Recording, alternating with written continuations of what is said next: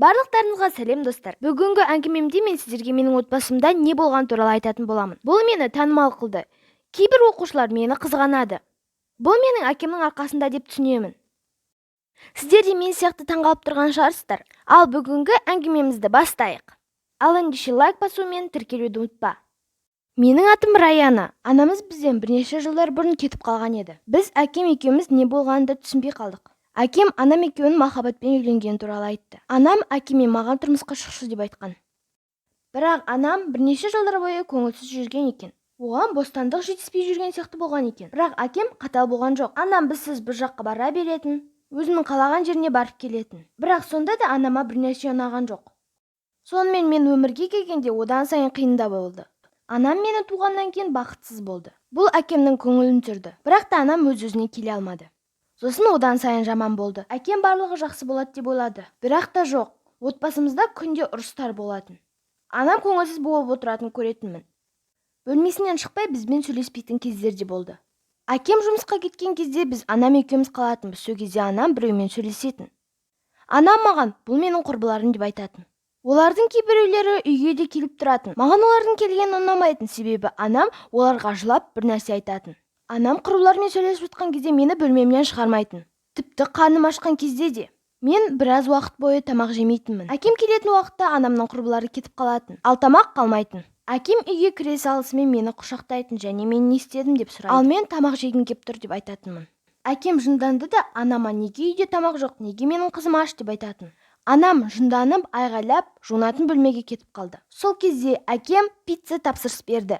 Біз оны әкеміз екеуміз жеп отырдық. Бұл бірнеше жылдар бойы жалғасты. Мен ол кезде кішкентай болдым. Содан соң барлығы өзгерді. Әкем әдеттегідей жұмысына баратын, мен ол кезде мектепке баратынмын. Ал үйде анамның әдеттегідей құрбылары болатын. Мен анамның құрбыларының аттарын да білмедім. Олар білмеймін не сөйлесетінін. Содан соң анам бөлмесіне кіріп киімдерін жинай бастады. Оның құрбылары күтіп тұрды. Мен анамның қайда кетіп бара жатқаны туралы сұрадым. Анам ештеңе деген жоқ. Мен қатты жылай бастадым. Маған өте қатты қорқынышты болды. Анам менің қасыма келді де телефон берді. Онымен әкеңмен сөйлесесің деді. Және үйде ешкім жоқ деп айт деді. Мен анамды қайтып келеді деп ойладым. Қонақтарға барып немесе жұмыстармен жүретін шығар деп ойладым. Анам тіпті менімен дұрыстап та қоштасқан жоқ. Анам есікті жапты да кетіп қалды. Мен одан кейін анамды көрген де жоқпын. Мен анамды 1 сағат күттім. Әкеме қоңырау шалып анамның кетіп қалған туралы айттым. Әкем жұмыстан тезірек келді. Әкем менен барлығы қалай болғаны туралы сұрады. Мен барлығын айтып бердім. Әкем анама қоңырау шалды, бірақ анам алған жоқ. Әкем еденге отырып алып қатты жылады. Мен әкемді жұбаттым. Әкем мені қатты құшақтап, анаң бізді тастап кетті деп айтты. Бұл сөздер менің арқама қатты батты. Мен анамның осылай жасағанына сенер емеспін. Мен анамды күнде күттім. Мектепке барып жүрдім. Әкем жұмыстан ертерек келетін. Ал мен бөлмемде бір күн анамды күтіп отыратынмын. Сонымен мен анамның үйде келмейтінін түсініп, оның барлығы менің кесірімнен екен деп ойладым. Себебі мен ешкіммен сөйлесіп, ешкімді көргім келмеді. Мектепте біраз уақыт қыдырып жүре беретінмін. Мен әкеммен де, анаммен де сөйлескен жоқпын. Мен ештеңе істеген жоқпын. Менің кесірім деп ойлаймын.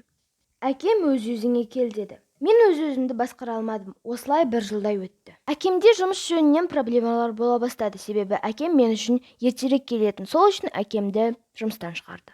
Біз әкеміз екеуміз ары қалай өмір сүретініміз туралы білмедік. Әкем бір жұмыс тапты, бірақ ол жұмыс үшін күні бойы жүру керек екен, ал әкем мен үшін күні бойы жүре алмайды ғой. Бір кездерде бізде ақша таусылып қалды. Мен сол кезде отырып алып жыладым. Әкем мені көріп жұбата бастады, содан кейін өзі жылады. Мен бәрі бітті деп ойладым. Әкем менің қуыршақтарға киім тіккенім туралы жақсы көретінімді жақсы білетін. Сол үшін де біз тігеміз деп шештік. Біз қалай түннің болғанын да білмей қалыппыз. Бірақ бізге өте қызықты болды. Әкем мені түнде жатқызды, ал таңертең көзімді ашып қарасам, әдемі көйлек тұрды. Ол маған арнап тігілген екен. Мен таңғалдым да, бұл қайдан келген көйлек? Бізде осынша көйлекке ақша жоқ қой дедім. Әкем мұны өзі тіккен туралы айтты. Мүмкін сен білмейтін шығарсың, мен кішкентай кезімде тіккенді қатты жақсы көретінмін. Ол менің хоббиім болды деп әкем айтты. Сол үшін де есіме алып көрейін деді. Әкем шкафтан тігін машинасын алды да маталарды алды. Біз әкем екеуміз футболкалардың, көйлектердің модельдерін ойлап таба бастадық. Маған бұл киімдер ұнаған соншалық мен оны барлығына көрсеткім келді. Осымен мектепке барам деп шештім. Мені сол күні-ақ балалар қоршап алып, "Вау, қандай әдемі, қай жерден алдың?" деп сұрай бастады. Сол кезде мен бұны әкем маған тігіп берді деп айттым. Барлығы маған жақсы сөздер айта бастады. Ал мен мектептен келген кезде мені жаңа киім күтіп тұрды. Мен осылай күнде ауыстыра бастадым.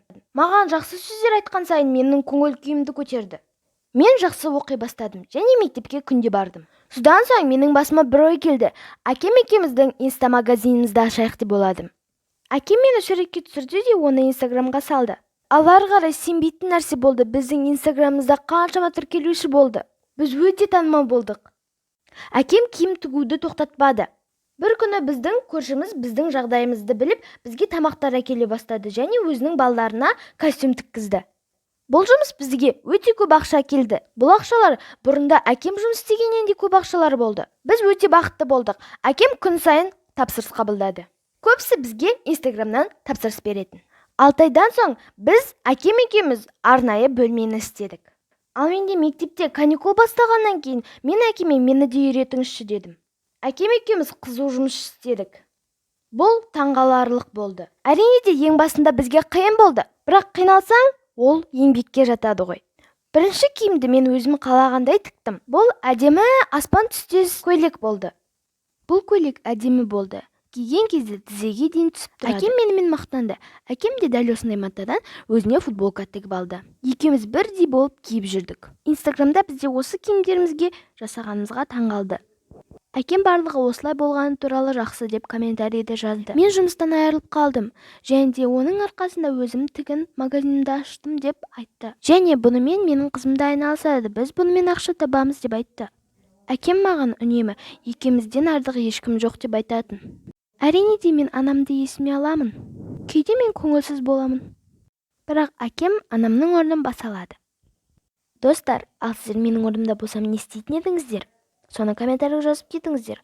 Әлде маған қайтадан анамды табу керек па? Соны да жазып кетіңіздер. Достар, ал сіздер видеоның соңына дейін көрсеңіз, лайк басып тіркеліп кетіңіздер. Тіркелсеңіздер, күнде видео шығатын болады. Сау болыңыздар.